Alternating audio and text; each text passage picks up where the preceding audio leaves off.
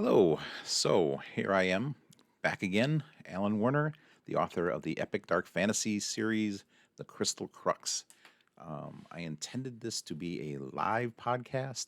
I started the live podcast and my internet went out. And so I wasn't able to finish it. I have since erased that from my YouTube channel. And I'm just going to load this now instead to replace that. Um, I don't know when I'll try a live broadcast again. Guess I have to have some internet that's reliable, and right now it's not always reliable, especially since I'm in the basement. So um, we will go on with this podcast. I am not planning on talking about the new book for a while, not right away anyway. Um, right now, we're going to talk about the genesis of the Crystal Crux. This is how it all began. When I first started writing the Crystal Crux, it actually was a short story. It was 100 pages long, not even 100 pages. And this is the original page. This is it. Um, and actually, the papers are yellowing since I wrote it. I think I was about 21 years old when I wrote it. Um, the original started kind of like The Princess Bride. Um, for anybody who remembers that movie, um, the my original story was that there's a boy that lost his father recently. He's mad at his mother, and so he storms out of the house and runs to a quarry where he finds a crystal. Um, the crystal has kind of a fire inside and a wee small voice that um, kind of corrupts him and makes him paranoid that adults are going to try and steal the crystal from him.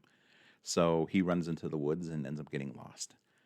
But the crystal has kind of a mind of its own, so it kind of guides him to a shack where an old man is sitting outside. And the crystal convinces the boy to be stupid and go inside the shack and hear a story about the crystal. Um, the rest of the book then goes on as the old man telling the story. And being my first novel, I didn't want to have to keep reminding readers that what was happening in modern times, and it was just an old man telling a boy a story. It was better to just have the story happen. So I got rid of all that part, despite some of my beta readers actually liking that part, and I actually liked that part too, but it just didn't make sense to do it that way. So I got rid of that part. Um, and for anyone that knows, I do lots of flashbacks during my writing anyway. I didn't need one that flashes all the way back to modern times. Um, some experts say you shouldn't do flashbacks. Oh, it's my book, so I do what I wanted. um, uh, some things have changed. A lot of things have actually changed from the original. Um, at the time when I first wrote the story, I think it was actually heavily influenced by The Robe. Um, there's a movie out there with Richard Burton and Gene Simmons. Not that Gene Simmons, the actress Gene Simmons from the 50s.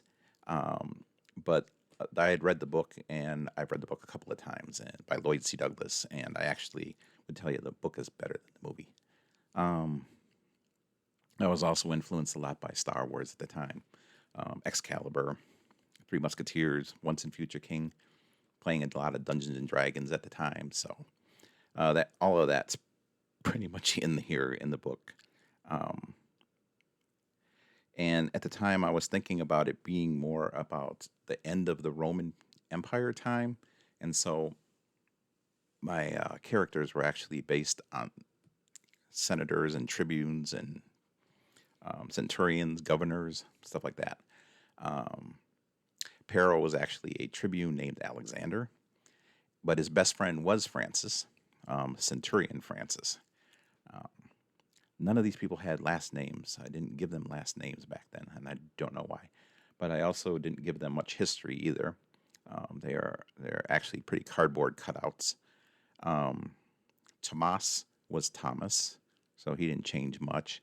Um, Cinnabaldus, I had ridiculously called Hair Imp. That didn't make a lot of sense, and I still cringed that I thought that I wrote that down.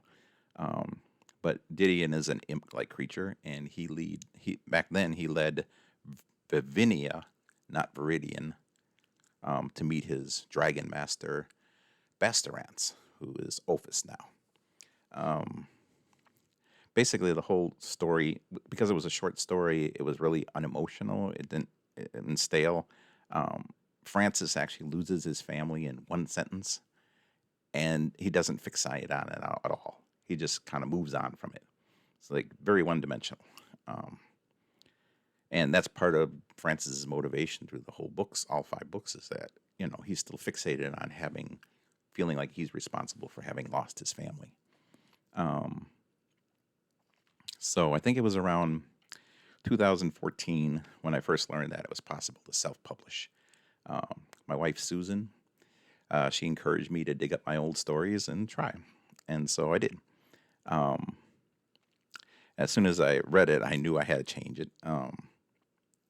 So for the next year, I spent a whole year just basically researching and working out the characters, trying to give them all depth. I wrote whole journals on the major characters, and even a lot of notes on a lot of the minor characters. A lot of it's stuff that the people will never know about, that the readers will never know about. But it was all stuff to help make these characters real to me. And so as I developed their histories and their stories, it made it so that I wanted to feel their emotions and feel where they were at. Um, and so what I actually did, I'll show you this. I started creating all these storyboards. Basically, I made these giant storyboards, and I have tons of sheets like this. And it's actually all the characters and the months and the days. And I actually hung them on my basement wall. I had them up there, and they were up there for years, literally years, because it gave me something visual. Even though I had all this stuff written in journals and stuff like that, it seemed a lot easier to have it easy access. Like when I was writing, to just go over here and look at it instead of digging through my journals and trying to find the information. It was like, okay, I got these notes written up here, and so I literally had my walls covered in sheets like that, and they hung up there for years. And finally, for the first time, I've been able to take them down now that my books are done. Um, uh, I don't think I could have wrote what I've written now when I was 21. Um, I was going through too much probably in my life at that time, and also um, emotionally, spiritually, experience-wise. You know, I think it's really hard to write in-depth characters at that age. I might be wrong. Maybe some people can pull it off, um, but I don't think I would have been able to write the characters back then the way I've written them now.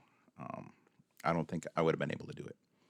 Um, then your perspective of life changes as you get older, and that's just something that's natural that comes with time. And I think that's helped give my story a lot more depth than it had when I first started. Um, I thought when I started writing the first book, Betrayal, that it would be a one book. I'd be able to, since the original short story wasn't even 100 pages, I thought for sure I could write the whole thing in one book.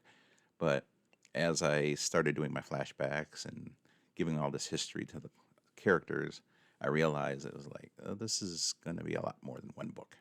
So it ended up expanding, and now the 10 days of the journey actually take 5 books. Um, it was 2016, I believe, when I finally published Betrayal. And now here in 2023, the series is finished and beautiful. The last book in the series, comes out on November 18th.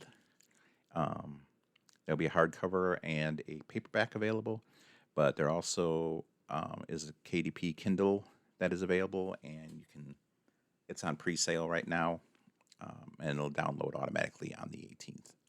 So if anybody's got any other questions about the genesis of the story, let me know. I'll see if I can answer some questions for you if you have anything.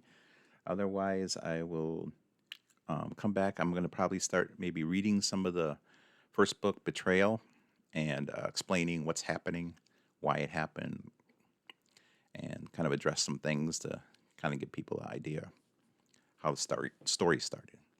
Um, So keep reading, stay inspired, and catch you next time.